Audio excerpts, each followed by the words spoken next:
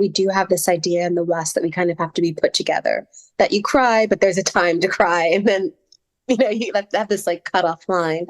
And I realized one reason why I loved these myths, why I loved researching these different cultures, is that our bodies don't necessarily work that way. It's You can't really turn off that grieving at the drop of a hat. It will come out of you in other ways. I went through a process where I was just angry. And that was part of the grieving. I realized if you don't actively express those emotions or release them, they'll pop up in your life in other ways. Welcome to the Holistic Life Navigation Podcast, where we explore life through the lens of somatics. I'm Luis Mujica, a somatic educator who teaches people how to find safety in themselves. Your turn to learn begins now. Welcome, my beautiful friend, and welcome everybody to my beautiful friend, Lindsay. Thanks for being here, sweetie. Thank you for having me. I'm so excited. You too. Lindsay and I met, some of you might have heard the earlier podcast. I don't know if it was a year or even 2 years ago, but maybe it was 2 years ago. But you and I met in 2008 in a little underground hostel in New York City. We were two scrappy kids, and I never thought I'd be holding your book in my hands.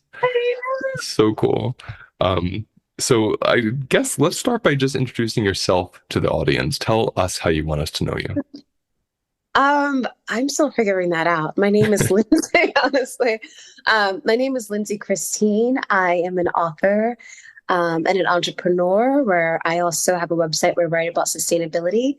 But this is really exciting for me because this is my first time being published and sharing more of those creative stories. So I guess you could say author, entrepreneur. Yeah, and we're talking, it's 2008, so 10 years would be 2018, 4 years, 15 years. Is that right? Yeah. So it's amazing because you were 15 years ago. I remember you writing all the time and saying, you're going to be a writer someday, you're going to be a published writer. And here you are. So I'm excited because, what did you say? I made it. You totally made it, love. So the book is called Myths of the Underworld. And anyone listening to this, you can go into the episode details at any point and order it. I'll say more at the end, but Lindsay and I are also co-hosting a grief workshop around the book and around my somatic work with grief. We're doing that on January 4th and 5th. The 4th is in Woodstock. The 5th is at Maha Rose in Brooklyn, New York. So that info is also in the details. And we have a third coming in Philly, the first weekend in February. We don't have the date just yet or the location, but we will. So keep tuned in for that if you want to be part of that. But I think what I want to start by saying is what was the thing that compelled you to want to write about death, underworld via these myths from all around the world? What was that about? Yeah, I've always been interested in myths, in history in the world. And it was happened in 2021 where my dad went into the hospital Christmas Day, I believe, 2021, Christmas Day, went in the hospital for a stroke, excuse me. And then for that next year, he was, he was a vegetable. He couldn't talk. It was like losing a person. And there was such a tremendous amount of grief going through that. And then he passed away. That grief was really heavy in my heart, physically. And I realized I honestly feel like we don't learn how to deal with grief. We're not taught, you hear about the 7 stages, but we're not really taught about how to fully experience and deal and be okay with losing someone that you care about so much and so deeply. And surprisingly, going back to my love of myths and just kind of writing them out and focusing on death, which was a terrifying word because we think of it, Halloween and ghouls, or we think of it in that time of grieving. It ended up being really cathartic for my body and for my mind to be able to just kind of sink in there and write about death in different ways and view how different cultures and religions deal with grieving or accept, the grieving process. So wait, When when it, did you start writing it? When was the beginning of the process of so writing? I started writing in mid 2021. And this was around the time when he had that diagnosis that he wasn't going to stay with us. And even though his death was a bit of a shock, and he passed away that year as well. So you wrote this before he died. Before he died, I started a little bit of it, yeah. And that Yeah. was when he was, I mean, the way I would say it, like he wasn't there. Like I wasn't able to Hmm. talk to him. There he was. I wasn't able to, if anyone has ever been in those situations where you've had a loved one or someone, loved one or someone you care about, it's not them. It's their body, Hmm. the soul, the life that you love. It's not there. I And always so, refer to that as like a delayed grief because their mm, their body is there, but they yeah, haven't fully left yet, and so there's this part that's like grieving them in real time, but the absence of them hasn't come yet. So it's like a strange middle place. it is. It's a very, yes. Yeah. Yeah, I had the same thing with my grandmother who had a severe stroke. And so it was like 6 years of caring for her. And then my other grandmother had dementia. And so it was a similar thing of caring for these two women that no longer were themselves and eventually, completely uninhabited in their bodies until Yeah. their bodies left. So I can really resonate with that. Would you say this death of your father was like your deepest death so far in this lifetime? 100%. Yeah. Hmm. Yeah. In one way, I feel very lucky for that. But I think it was the deepest death for me because it wasn't the one that I was prepared for. It's been a lot of grandparents who you have that transition. It's like my parents would tell me, they're going to pass. And with him, I still felt that he was so young and had so many years left. Yeah. And so for me, that was what made the pain so deep. Hmm. Yeah. What I'm curious about is I always find it interesting how the universe puts us in these situations of like while we're going through something painful, the medicine's often right there and we don't always know it. I'm Yeah. assuming in this case you knew it, like as you're writing this book and he's passing or not. Like what was that like, that relationship to the two? No, I think it was just a way for me to deal with that term death. I don't think I necessarily thought that it would be medicine for my soul, so to speak. I think it was just, to me, it always felt like this scary, in a way, like scary word. Like I kind of follow that mindset, focus on the positive and those things. And then it's not kind of in your everyday life if you're not someone that works in a hospital or in a situation where a lot of people are passing, or you have had a lot of people in your family or friends leave this earth. Um, it does seem like almost like a forbidden word. And so for me to kind of just write, which is what I do, and to kind of write about death, that was maybe like an unconscious healing process, like a process that I kind of put together to help me heal, but not necessarily realizing that it would end up being that way. It was kind of like, I just need to cope and I Yeah. write. And that's how I get a lot of my emotions out. So for me, that was how it worked. I know some people could be music or being more in nature, but that Mhm. was my process for kind of healing and grieving. That's exactly how it is for me with music is I'll be writing a song and I don't even know what it's about. And then I realize it's the very thing I needed to process something I'm currently going through. It's very subconscious.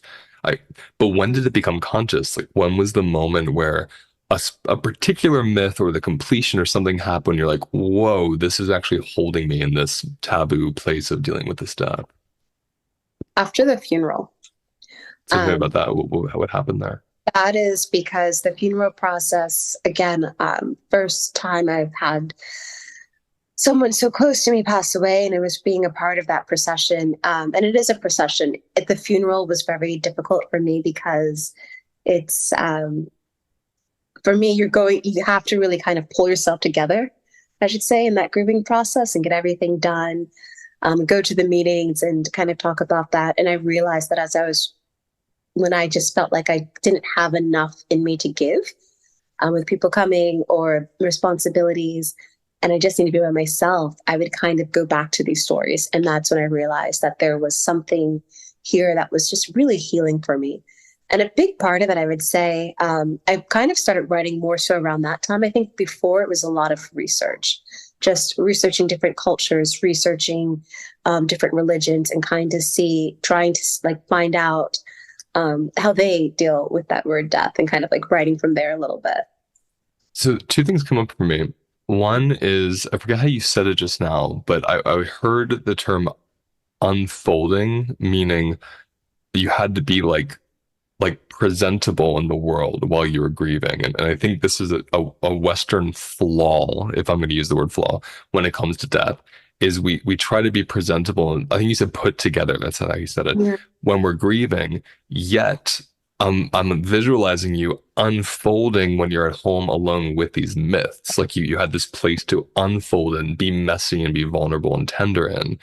What are you learning from these about the West's relationship with Yeah. death and grieving and more ancestral, indigenous, even international relationships? Tell me about that.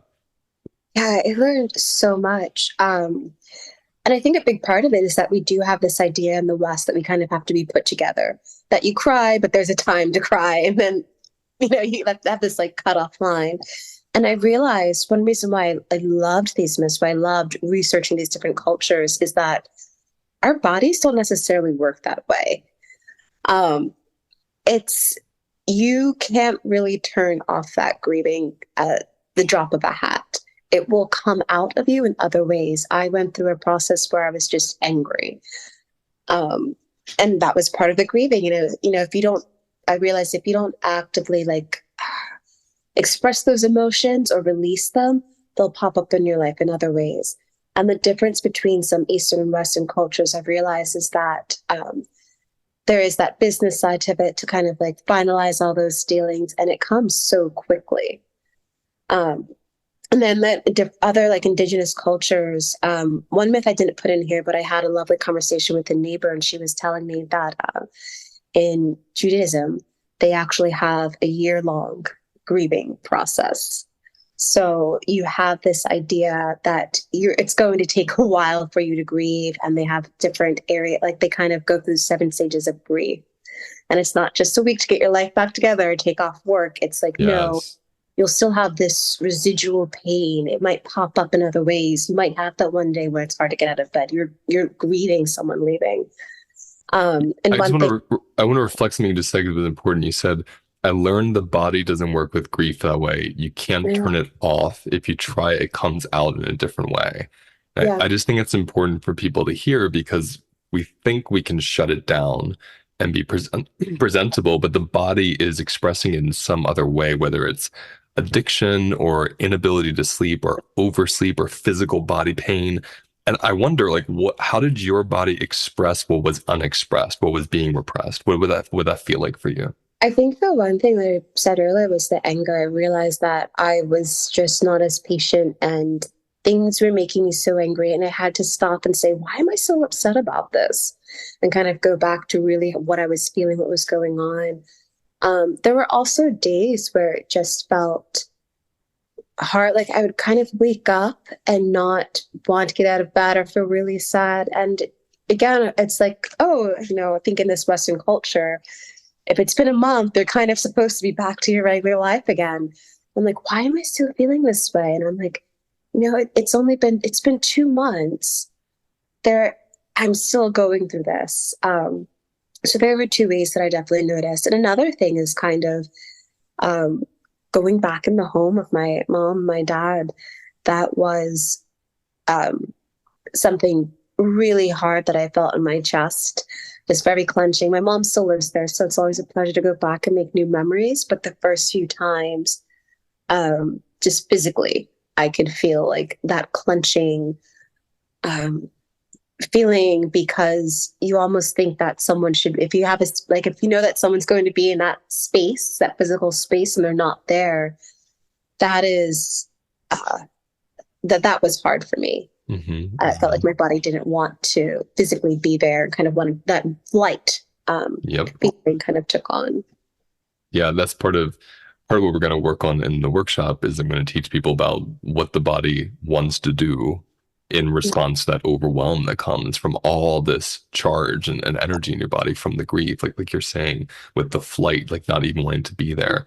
And Mm, stillness is hard because you're feeling all your pain and all your love and all your confusion. And it's a biological event. It's why when you're saying you can't just turn it off and it can't just be 1 month or 1 week, it's non-linear. It's like every person's grief is different because every person's body is different. So it's just like digesting food. It's like, how does your body metabolize the energy from mm, the grief, the actual energy in your system in your body? And when you were saying about how in Judaism there's this 1 year practice, one of my dear friends is Jewish, and I remember when her parents died, she grieved for like a year and a half. I remember watching her just, she kind of stopped everything she was doing and pulled back work a little bit and like took out money from the bank she had saved and just nested for a really long time. And then her body kind of blossomed out of it and she felt fine. It was interesting to watch someone not have that internalized like productivity thing where they had to be over it in a week or two. She was mm. really patient and kind with herself, and it was so inspiring. And so that makes me want to ask you, from these myths and from something like that, how did you start changing your relationship to the grief in you? Yeah. In me, that kindness part was something that I really had to learn. Because I think, as I was saying, listening to myself earlier, I was just really confused that I wasn't better right away or feeling fine right away. And I had to really learn to kind of slow down and stop, and let other people know, like, I'm not at my best. I just lost someone who's so dear to me. It hurts. I'm going to be at a slower pace. And so through the myths, um, I would say, I'm trying to think if there was one that really helped. Um, I was doing a little bit of research on the Hindu goddess Kali and Mother Durga. I think that's how you say her name. I hope I'm saying it correctly. And one of the things that I was reading through, like some of their stories, is that when characters from these myths or gods would die, they have these candles and they have a moment where they remember um, they like stop and they take a moment to also grieve, but also to remember all the good things about them and to think about the good qualities and to like wish them well on their next journey. And that was something that was so valuable to me, to be able to, definitely be allowed to grieve and feel that, but to also just think on those good memories and smile about them, even if sometimes the smile would bring tears. Um, that was definitely a way for me to it was a part of my grieving journey, and something that I really appreciated, just reading different cultures and how they deal with that, from the full on wailing and the tears and the cry to like it took a while for me to say acceptance. I would say it took me a good year, where I'm going to my mom's house and it feels good to be Mhm. there. But they were some of the, like, that was a part of my journey, and something that I'm really thankful for that these stories were able to give me. And so now speaking of these stories, one of them comes from your own lineage. Yeah. So let me just see here, page, what is it? Here's the 135? Page 135, Camp of Ghosts. This is the Blackfeet Nation. Hmm. And this is your great, great, great grandfather was the chief of the Blackfeet Nation. So Yeah. tell us about this. Like, how did these people, your people from your bloodline, hold that? What was their way? Yeah. So when I was doing, it's interesting. My great grandmother would talk about this a little bit, but not as much in depth. But when I was doing research, I found that it's almost like a parallel universe, is the way that I kind of imagine or would describe it, where you have the land of the living, the land of the dead, and they're kind of next to each other. But again, like the whole grieving process, one thing I would say about the grieving process, a lot of respect for the dead body, and kind of helping them pass over to the next life. But also a caution to, with this, they have a place called the Sand Hills, and that's the land of the dead. And when I was researching, it seemed to say that you avoid that area so that you won't kind of be called back, or called not back, but called to the land of the dead, by all of your grief, by all of your feelings, the strong emotions that you would have for the people that you've lost. But there is definitely a different process they would do that's more so helping the person kind of transition to the next life, which I thought was really wonderful, because in modern cultures we have the casket, and it seems like it's very focused on us and the living. Yeah. Like, we have the casket so we can see it. We have the ceremony so that we can kind of all talk or sing. Mhm. Where there, it's a ceremony, and it's really about helping that person transition. And so I And what does found that that. look like? What do they do in that ceremony? So it was very difficult for me to find a lot of information about. My stomach grandma, they didn't talk about it too. My great grandmother didn't talk about it too often, but they wrap the body, and then it's left in the hut or the teepee of the lodge the person lived in, and no one's allowed to go in there for a while. And they have a shaman that would come in and they perform a ceremony. So it's leaving the body for a while before they bury it. So the focus there, like you were saying, is on the individual's spirit or soul to go to the next realm before they put them in the earth, even. Yes, Hmm. And that's nice. I guess I'm curious, like, I'm thinking of that word taboo. And I think you said something earlier about if you're not working in hospitals or around death, it's this really kind of unusual taboo thing that you don't really know how to handle it when it comes in. So, what were you learning as you were researching these peoples, and not just this nation that is part of your blood, but all these other peoples and myths? What are you learning about their relationship in terms of taboo? Like, it seems like it was an integral part of their life, death. Just tell me a bit about that. I'm curious.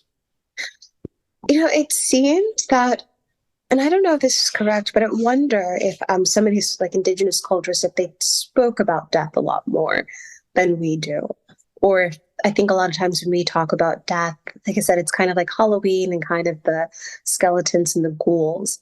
But when I was doing research with the Inuit cultures, the Blackfeet, one thing I noticed is that death seemed to be more of a part of nature, just this ebb and flow in life. We come into the world, and we leave this world and we go on to another place. And I found that interesting because certain religions would have gods of death who were also gods of life. So they were almost this gatekeeper of coming and going. It was like a two-way street or a door, not separate. It was really like life and death are a kind of a part of life and go together, rather than something to associate with screen film or just hospitals. And I made it more acceptable for me. It made it more not beautiful, but it gave me a peace and an understanding that it's something that is just a part of life. Like, a plant dies and then another plant will grow in its place. Hmm. And it's not to be, it is sad, it is devastating. You have that time for grief, but it really helped me look at it more in that stance, and instead of being something to be feared or taboo or not spoken about, but this is a part of the human experience, the animal experience, plant Yeah. life experience. Yeah. When I hear you say that, I hear that death, it goes from like death being overcoupled with something went wrong or something is wrong into a new reality, which is death is natural. So it's not about like good or bad. It's like it's natural. And Yes. I think when it's natural and it's just a fabric of life, it's connected with life, so it doesn't have such a negative, painful connotation. And so I guess I wonder, how do you experience life now that you've gone through this initiation of grief with Emilio, your father, and then writing this book and then like talking about this book and being interviewed about it? Like, how do you see life now? Like, has that changed? Because death's changed, I'm assuming life's changed too. Yeah. I definitely giving. So when you talk about the idea of life and death, it makes me feel like not the idea of like fate, but it kind of gives me that idea like everything will be okay. That there is maybe a grand plan, but like it's okay.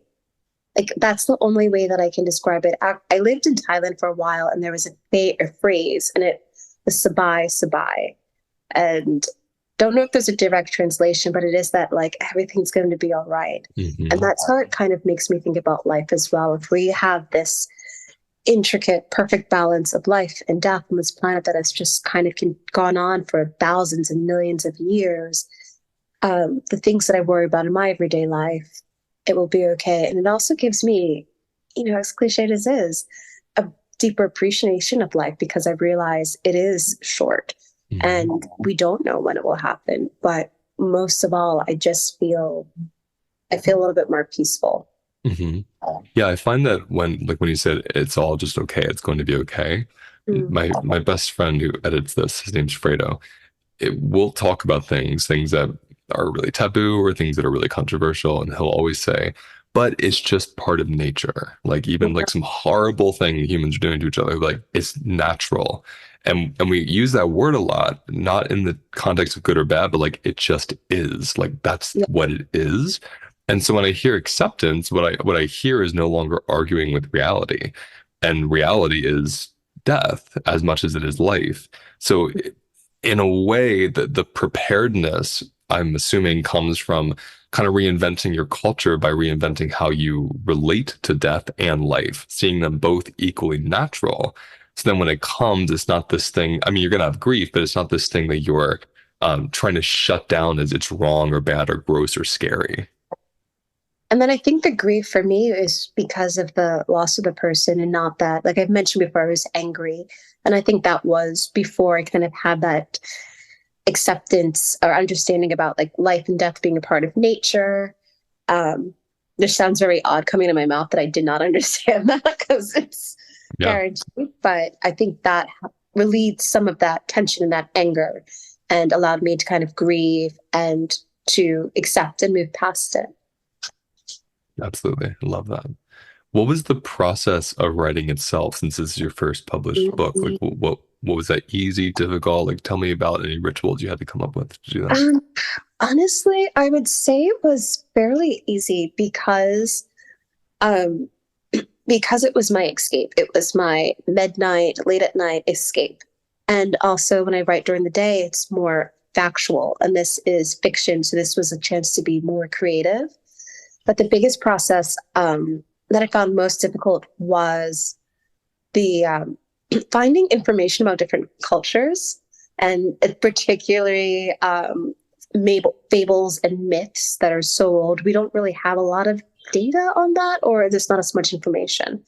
So, for instance, with the Blackfeet, I was like calling schools or going through page 10 on Google, just trying to get information about different myths or learn more about their culture and their religion. And I'm looking down, looking at the book, the different names, and Gammab, Namibian god of fate. That was also another story that I found very difficult to find information about. And they're a nomadic tribe and hunters and gatherers, so that was really hard to gather in no pun intended, gather Yeah. information about them. So I think the research was probably the hardest part as I had the stories, as I was trying to kind of figure out which cultures I would touch on. Um, I think that was the hardest part. But writing, I did a lot of different reiterations of certain stories where I wrote, didn't like it, threw it out, and then went back and then rewrote it. But I think because it was more something I was doing for me, something more enjoyable, it was a lot easier. There were some like roadblocks. Um, and then with the publishers, that's a whole other story. Yeah. A whole learning process for me. But yeah, that was kind of my journey with writing. Well, as you were saying something about fiction, I was hearing, myth, and Hmm. then realizing we're also talking about actual peoples that have customs and rituals. Yeah. So there's this relationship between culture, which is nonfiction, and Hmm. myth, which is the fictional story to make sense of the death. Like, tell us a bit about that relationship of the culture and the myth. Like, what is the myth in that case? Yeah, I found that really interesting that when I was doing research to find like exactly what you said, that these cultures use myths to um, understand the world around them, to understand the human emotion, the human experience. And we do that today as well. Like I'm sure in 1,000 years, someone's going to find all of our Marvel stories, and they'll be the myths of our time. But yeah, there was that blend of it because you have these myths that have these like gods and goddesses and creatures that have like, wings and tails, but that the nucleus of it, the center, the emotions are very human. The way they interact with one another are very human, and they're messy. And they showed me a lot about what that culture, like the role, like the society was structured like at the time. For instance, with the Blackfeet, I was very surprised to find that women had roles as being, like the leaders, that women had roles of being the hunters. And I was very surprised because I would think indigenous cultures, I think women had even fewer roles that standard male-like traits. Yeah. But that's how it was. Women could be either or. And so that was really fine. But then the Inuit, the women was definitely staying at home more, doing a lot of the sewing, doing a lot of the cooking. And so I just thought that was interesting how that also, like, that culture plays into the myths and the fables. Absolutely. When people come to me with dream work, that have nightmares or dreams, they're trying to understand them. And I'm not a dream interpreter, but I work with them somatically. And it's how I see myth. It's like dreams are how the body projects, a painting or an image for you to experience a symbol of something that's you don't have words for. And I think when I think of myths, especially the way you're saying it, is the way these cultures projected, a big emotion could take form as like a lion-headed god, with a tail and wings. Like that was the form of a big emotion that you didn't have a physical form in this planet to see. So it almost gives you like a representation of something inside of you that you don't really have a way to relate to, and it helps you relate to it through the myth itself. Did you find a particular character, god, deity, myth? I know you just said this one, but did you find something particularly endearing or helpful? So I can give a personal, the myth of hell, Norse goddess. That myth, like that particular story, I took full liberty and just really ejected a lot of my emotions on that. And I think that was during what I've mentioned before, like this angry stage that I went through. And I thought that was interesting that there's Loki, a god that we hear a lot in popular culture, but he was a shape shifter. So he was able to be both male and female, and have different roles as a parent. And so because she's this goddess of the underworld and her father is a shapeshifter, I kind of took on that, like these emotions. I was able to kind of use that story to she doesn't have a good relationship with her father in the story. And that was kind of like my angry stage. But I found that just really, really interesting how even something like the father-daughter, or the mother-daughter-child conflicts are still making their ways in myths, and they're not perfect. And they're not perfect parents. They're not perfect children. They're still flawed. And I found that really interesting and really helpful. And also because these stories are thousands and thousands of years old, that it's just kind of interesting how you hear that phrase, nothing new. There's nothing new under the sun. Yeah. It's like we're dealing with a lot of the same issues and internal conflicts that we are dealing with now. Yeah. Yeah. As you're saying that, I'm getting this sense. I talk about animism a lot, which is like when you animate something. So you see something that would be inanimate as alive. And most indigenous cultures followed animism. They saw rocks and wind and leaves. All these are spirits that are living. That's what I believe and experience. And when you're talking about these creatures in these myths, I'm almost seeing them as the animism of emotions, because emotions they're these strange creatures that come into our bodies, and they change so much of our physiology and our minds and how we relate to people and ourselves. So you almost have to embody them in story as something that's beyond human, because they're in us, they're not us. So I just think it's fascinating when I'm imagining these shapeshifters and these creatures that aren't we're it's impossible to do these things as humans. Uh, that sounds to me like an emotion. So I even wonder like what you think about that. When I was reading it, I think so. I don't know, the character is like an airy type, not airy in that way, but a person who doesn't seem like they want to sit still. They're very fluid with their ideas and whimsical. Mhm. And I think it is interesting that that one character that is like that is also a shapeshifter. Yeah. Yeah, I Yeah. love that. And that's part of the my experience with grief is, Mm. especially now that I do the somatic work, when you can relate to that sensation inside of you, it does shapeshift. Like all emotions end up shapeshifting. That it's part of the wisdom, I think, of the shapeshifter in these myths is they change form, when you let them fully live through you. And earlier, when you were saying about having to present things in a really kind of clean, repressed way, it hasn't been able to live through you yet, so it gets stuck somewhere. And that's when, like you said, it comes out in a different way. So I, I feel inspired as we talk about this to let what's in me live through me even more. Be seen by others, be seen by me instead of dampening it down. And I guess I just wonder if you're also experiencing that more after this process. 100%. Not just after, through it as well. Because another thing, like I think in the Western culture, we don't know how to talk about death. And I think that's one of the reasons why it's very taboo.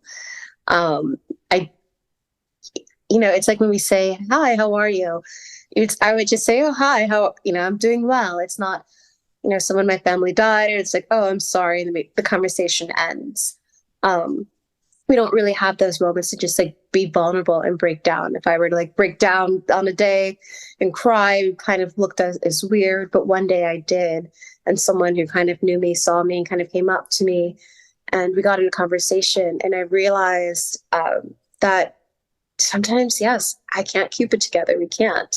Sometimes we do have to have these emotions flow. And sometimes when we are willing to be vulnerable to ourselves and in front of others, it can be the most beautiful or needed experiences to really connect with another human being. And so I would say that was going through it Yeah. and afterwards. Yeah. I think that's why I'm excited for our grief workshop because to be in a place where you're invited to not pretend you're okay, but to Yeah. be exactly where you are. If you need to cry, if you need to present something, just hearing two people talk about death in a kind, positive, loving way, not in a way that dismisses the pain, but not in a way that only amplifies the pain either. But there can be so many experiences that come with grieving and death. Do you want to say anything about what we're doing, like your intentions or what Yeah. you're looking forward to? One thing you were talking, what you just said is like kind of a space to talk about it, but not amplify it. But in that, going back to what we mentioned earlier about it just being it's a part of life. Like life and death are part of this experience that we have on this planet.